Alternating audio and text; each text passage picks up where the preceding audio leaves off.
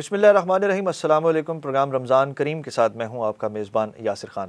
ناظرین، گزشتہ روز ہم نے بات کی زکوٰۃ کے حوالے سے۔ زکوٰۃ اسلام کا چوتھا رکن ہے، اس کی اہمیت کے حوالے سے بات کی اور اس کا فلسفہ کیا ہے، زکوٰۃ کے معنی کیا ہیں اور اس میں کس پر فرض ہے، اس کے اوپر ہماری تفصیلی گفتگو ہوئی گزشتہ روز۔ آج ہم بات کریں گے زکوٰۃ کے حوالے سے، مزید اس کے پہلوؤں پر بات کریں گے۔ ہمارے ساتھ بات کرنے کے لیے موجود ہیں پروفیسر ہما اسماعیل صاحبہ، مذہبی اسکالر ہیں اور سرپرست اعلیٰ منہاج القرآن وومن لیگ ملتان ہیں، اور اس کے علاوہ پرنسپل ہیں منہاج گرلز کالج شریعہ کی۔ پروفیسر صاحبہ، کل بھی بات ہوئی ہماری زکوٰۃ کے حوالے سے، آج یہ بتائیے گا کہ زکوٰۃ کے حوالے سے آپ نے بتایا کہ کن لوگوں کو دینی چاہیے، کن پر فرض ہے اور کن مستحقین کو دینی چاہیے، تو زکوٰۃ نہ دینے پر کیا سزا ہے اور کن لوگوں کو زکوٰۃ نہیں دی جا سکتی؟ یہ دو الگ الگ کوشچن ہیں۔ تو سر، پہلی بات تو یہ کہ زکوٰۃ نہ دینے پر سزا کیا ہے، اس کی بہت سخت وعید سنائی گئی قرآن پاک میں۔ یہی اللہ رب العالمین نے سورہ توبہ میں ہی جہاں لکھا کہ زکوٰۃ ان کو دینی ہے، وہیں پر ہی بیان کر دے کہ جو لوگ زکوٰۃ نہیں دیتے، تو کل یوم یحمہ کا لفظ استعمال کیا کہ اس دن ہم ان کا وہی سونا چاندی جو ہے وہ تپائیں گے، یعنی اس کو گرم کریں گے اور اس سے ان کے چہروں کو، ان کے پہلوؤں کو داغیں گے، یعنی اور کہیں گے یہ وہ جو تم جمع کر کے خزانہ لائے ہو۔ تو سزا بہت سخت ہے۔ ہم آسان سمجھ جاتے ہیں کہ اگر ادا نہیں ہوا چلیں کوئی بات نہیں، تھوڑا دیر کر دی۔ اب جتنا لیٹ کرتے جائیں گے سزا شروع ہو چکی، اب جتنا زیادہ دیر ہوگی سزا اتنی بڑھتی جائے گی۔ اور اگر ہم یہ سوچیں کہ یہ بخش دیا جائے گا، معافی مل جائے گی، ایسا نہیں۔ اب جو صاحب نصاب ہے اس پر زکوٰۃ فرض ہے، لائک آپ کوئی فیمیل ہے، اس کو جی حق مہر میں یا ویسے گولڈ جو اس کو گفٹ ملا ہوا ہے اور وہ 7.5 تولے سونا ہو گیا، تو اس عورت پہ فرض ہو گیا۔ اب وہ یہ بہانہ ہمارے یہ کامن ہے، اور بہت مطلب میں کہہ سکتا ہوں سینکڑوں خواتین نے مجھ سے یہ کوشچن کیا، سینکڑوں میں کہہ سکتے ہیں، ہنڈریڈس میں، کہ بھائی جی میں تو نہیں جاب کرتی، میری تو اتنی بچت ہی نہیں ہے، تو میں پھر کیا کروں کہ میں زکوٰۃ کیسے دوں؟ تو اتنی سخت سزا ہے، تو پھر حکم یہ ہے کہ آپ تھوڑا تھوڑا کر کے کم کر دیں اگر آپ نہیں افورڈ کر پاتے ہیں، یا دوسرے لفظوں میں آپ یہ کر دیں کہ آپ اپنے ہسبینڈ سے جو پاکٹ منی لیتے ہیں یا پھر آپ ان کی ذمہ داری میں دے دیں۔ ٹھیک ہے۔ ایسے ہی پیرنٹس بعض دفعہ کیا کرتے ہیں کہ جی ہمارے 2 بچے ہیں، 3 بچے ہیں، تو جو گولڈ ان کی ملکیت میں ہوتا ہے، جی میرا 2 تولے اس کے ہے، 3 اس کے ہے، 1 اس کے ہے، تو وہ اپنے 7.5 تولے کو ڈیوائڈ کر کے رکھ دیتے ہیں کہ یہ اس کو ہم ان کی شادیوں پر دیں گے، تو جی ہمارے پاس تو نہیں، تو ان کا پڑا ہوا ہے۔ تو آنسر از دیٹ، مالک آپ ہے، جب تک وہ آپ کی ملکیت میں آپ کو دینا ہوگا۔ اور ناٹ اونلی گولڈ، آپ کے پاس کوئی گھر ہے، کوئی زمین ہے جو آپ کی ضروریات زندگی سے زائد ہے، جو کچھ بھی زائد ہے، اور اگر اس کی قیمت اتنی ہے، ڈائمنڈ ہے، اب ڈائمنڈ سونا چاندی نہیں ہے، بظاہر اس پر تو کوئی زکوٰۃ ہی نہیں ہے، بٹ وہ 52.5 تولے چاندی سے اماؤنٹ میں بڑھ جاتا ہے، اگر وہ ہے تو پھر آپ کو دینی ہوگی۔ اب نہیں دیں گی تو سزا، یہ حدیث پاک میں آتا ہے، آقا علیہ السلام نے فرمایا، یہ تو قرآن کی آیت ہے نا، اس طرح سزا ہو، فرمایا قیامت کے دن اور جہنم میں اس کے گلے کے گرد ایک گنجا سانپ، جو کوبرا ہوتا ہے نا، گنجا سانپ کہتے ہیں اس کو، وہ مسلط کر دیا جائے گا، جو اپنی دم سے یعنی پورے لپٹ جائے گا اس کی گردن کے گرد، اور اس کو بھی کھینچے گا اور مسلسل اس کے سر پہ ڈنک مارے گا۔ اتنی حد تک تکلیف بتائی جا رہی ہے اس بندے کے لیے، جس طرح ہم نے آج تک پڑھا کہ اللہ کتنی رحمت کرتا ہے، کتنی محبت کرتا ہے ہم سے، تو کہتے ہیں جب دیا ہی میں نے تھا۔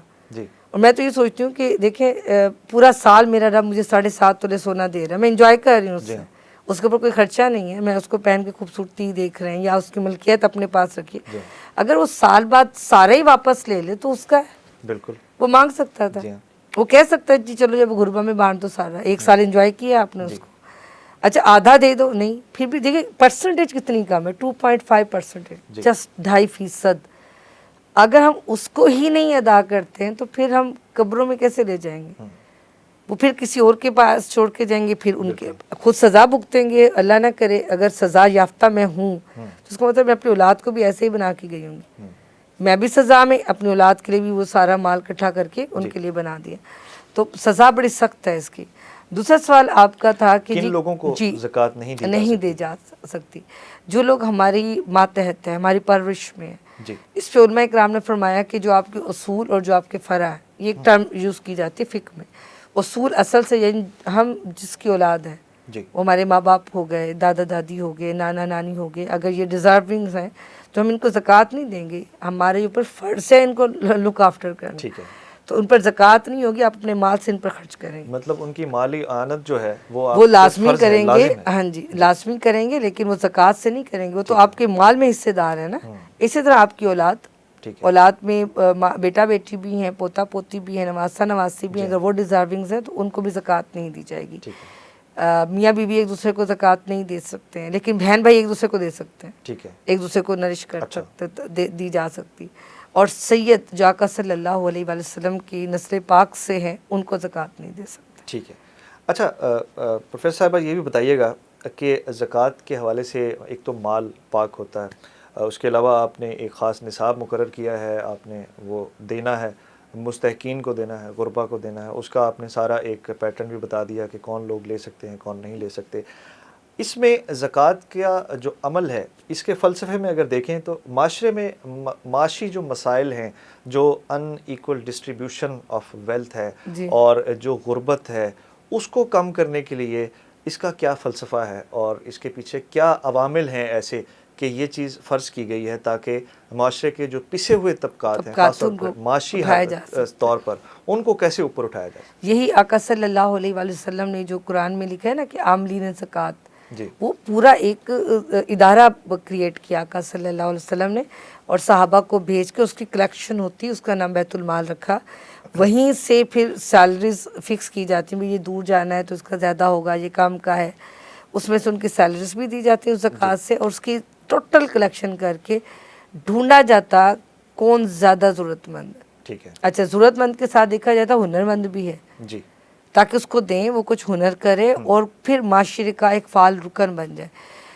یہ ہوتا رہا آقا علیہ السلام کے دور میں، اور غریب طبقہ بڑے آسانی سے اوپر چڑھا ہے. ہمارے یہاں غریب تر اس وجہ سے کہ ہم نے ان سارے جو اسلامک رولز تھے نا، ہم نے ان کو توڑ کے رکھ دیے. حضرت عمر بن عبدالعزیز کا دور ہے، اور جب وہ آتے ہیں تو معاشرے کی حالت خراب ہے.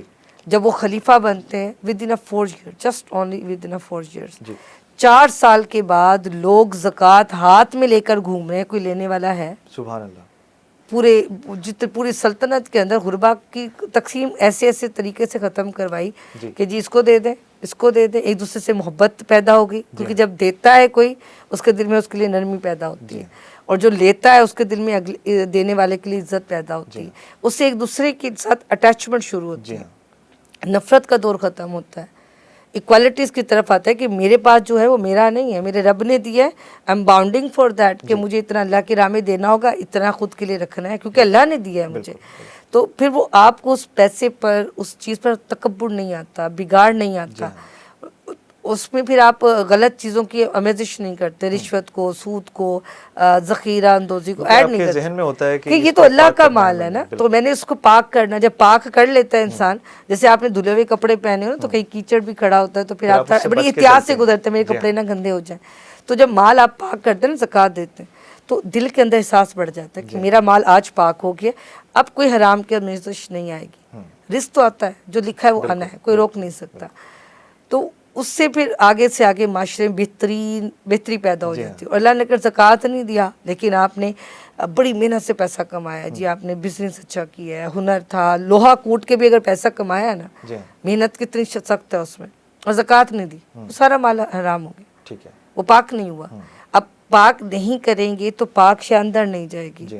اور قرآن جب بھی آپ کو غذا کی بات کرتا ہے تو حلالً طیباً دونوں چیزوں کی ٹرم یوز کرتا ہے. صرف حلال نہیں ہوگا، اس کو پاک رکھنا بھی ضروری ہوگا. تو مال پاک ہوگا تو معاشرہ پاک ہوگا.